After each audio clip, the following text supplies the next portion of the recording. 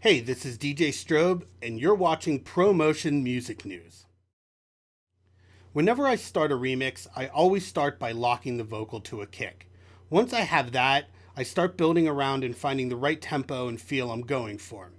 I don't generally have a set of sounds I necessarily use, but I love using the Korg M1 organ, bass, piano, and a bunch of the percussion because even decades later, they still sound fresh and work on so many levels. I try and get a basic set of chords down so I have a reference in terms of key when I start writing bass lines and melodies, and then I start playing around until something clicks, and once I have a solid bass line and key set down, then I'll start building the arrangements. As far as the Adele, I actually did a video in my tutorial series, and I'll post the link. How do I feel about the current state of dance music?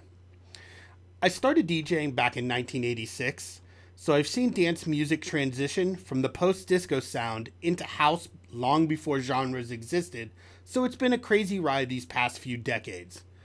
I've always been a househead at heart, but I love electronic music, so I was definitely feeling the energy of some of the EDM, probably up until around 2013. I won't comment on whether I think the bubble has burst or not, but the quality of EDM has definitely been on a decline. I'm glad things have come around to the houseier sound globally, but it will be a while before the big room and festival sounds retire, so right now you still have a bit of something for everyone if you dig past the charts and mainstream. I think part of the landscape that is different now is due to the ease in which you can produce and release music. You can literally download all the software and sounds you need, learn how to use them from YouTube, and upload your creation to sites like Beatport without ever getting out of your pajamas or talking to a label or A&R person. I think that's part of my process that I miss, having a studio with a bunch of gear. You create something, then you take it, literally door to door to labels, and you deal with A&R. And once they decide to release something, it's much more of a victory than it is today. There was much more investment from everyone involved, and with that, I think came a bit more quality control. Upcoming projects and collaborations.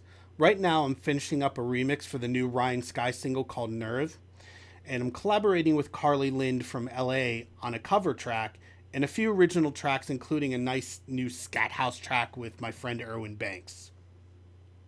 I am an avid vinyl collector. I still collect and play vinyl. If I was stuck on an island with a turntable and 4 LPs, what would they be?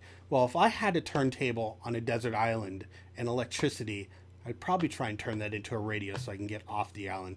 But if I couldn't, my 4 would be Depeche Mode's Music for the Masses, lifetime Depeche Mode fan, and this is the culmination to me of what I think is their best album. Prince's Purple Rain. This has been on my phone, and I still play a lot of these tracks in my sets.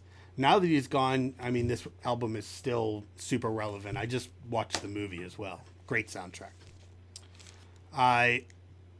The 7th record of the history of House Sound of Chicago.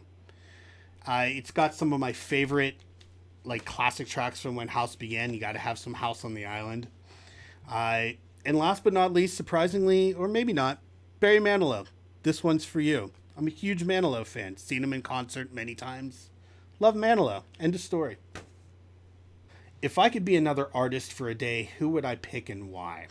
That would be Nile Rodgers, hands down. Reason being, he's got decades of production and studio experience, and hands down the greatest rhythm guitar chops ever. I could lay down tracks I've only dreamt of doing. With his ears and connection to great players, I would have enough source material for decades.